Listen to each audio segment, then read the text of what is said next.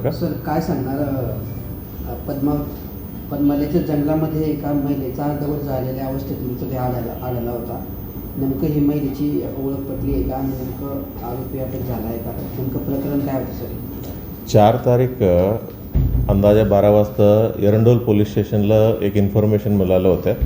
तिथं बकरी चारणारे काय मुलं गेलं होतं. मुलांना एक मृतदेह आढळून आलं.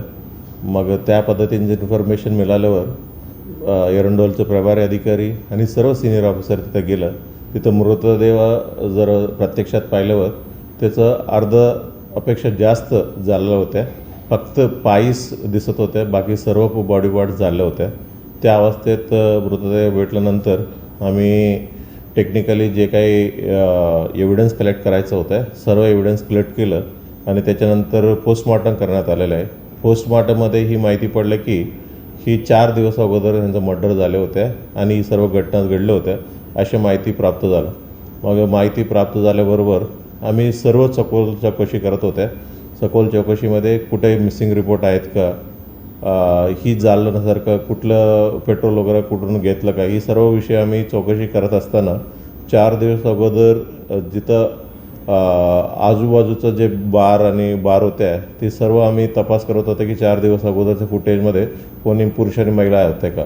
मग आमचं लकीली एका बारमध्ये एक महिला आणि एक पुरुष तिथं एक बारमध्ये बसलं होत्या आणि त्याच्यानंतर तिथं अल्कोहोल घेतलं आणि परत जात असताना त्यांनी UPM पेमेंट केलं होतं. आम्ही प्रत्येक केस आम्ही चेक करत असताना ही एक समोर आला की जे कोणी तिथं बसले होत्या त्या माणसांना आम्ही समोर बोलून घेतलं होतं. बोलून घेतल्यानंतर त्यांना जे महिला सोबत दिसत आहेत CCTVमध्ये ते महिला कुठे म्हणून विचारपूस केलं. त्यांनी अप्रोप्रिएट उत्तर दिलेलं नाही आहे म्हणून अधिक तपासामध्ये त्यांनी कन्फेस केलं की ही जे काही मर्डर ही सर्व काम त्यांनीच केलं म्हणून कन्फेस केलेलं आहे. जे आरोपींचं नाव आहे स्वप्नील अशोक पाटील, हा राहणारे पाहूर जळगावचा आहे, वय 21 वर्ष आहे. आणि जे विक्टिम आहेत त्याचं नाव आहे आकांक्षा गेंद्रे उर्फ अजय. हा एक तृतीयपंथी आहे. हा फिर्याद जे आरोपी आहे स्वप्नील आणि विक्टिम आहेत आकांक्षा, ही दोघांचा परिचय नाशिकमध्ये झाले होते. जो स्वप्नील तिथं पोलीस भरतीपूर्व तयारीसाठी तिथं गेले होते. तिथं भरतीपूर्व तयारी करत असताना ही आकांक्षासोबत परिचय झाला. नंतर त्याचं दोघांमधलं रिलेशन झालेलं आहे.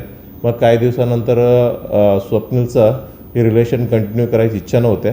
मग इच्छा नसल्याने त्याच्यासोबत बोलणं बंद केलं. मग बोलणं बंद झाल्यावर म्हणजे ही आकांक्षा ह्यांना वारंवार त्रास द्यायचं होत्या आणि ह्यांना बदनाम देखील करायचं होतं भरपूर वेळेला अशा त्यांनी सांगण्यात आलं होतं. मग बदनाम केलं, ह्यांना भरपूर त्रास जास्त झाला म्हणून ही सर्व कृत्य घडून आणलेलं आहे असं त्यांनी कबुली दिलेलं आहे. आरोपीला न्यायालयात वगैरे हजर केलं आहे का काय? आज अटक करतायत. म्हणजे उद्या सकाळी आम्ही न्यायालयात हजर करणार आहे. आरोपीची पार्श्वभूमी काय आहे सांग? आरोपी जो आहे त्याचे बॅकग्राऊंड काय सांग? त्यांनी 12वी पास झाल्यानंतर पोलीस भरतीसाठी पूर्व तयारी चालू होत्या. ते तयारीसाठीच त्यांनी नाशिकला गेलं होतं.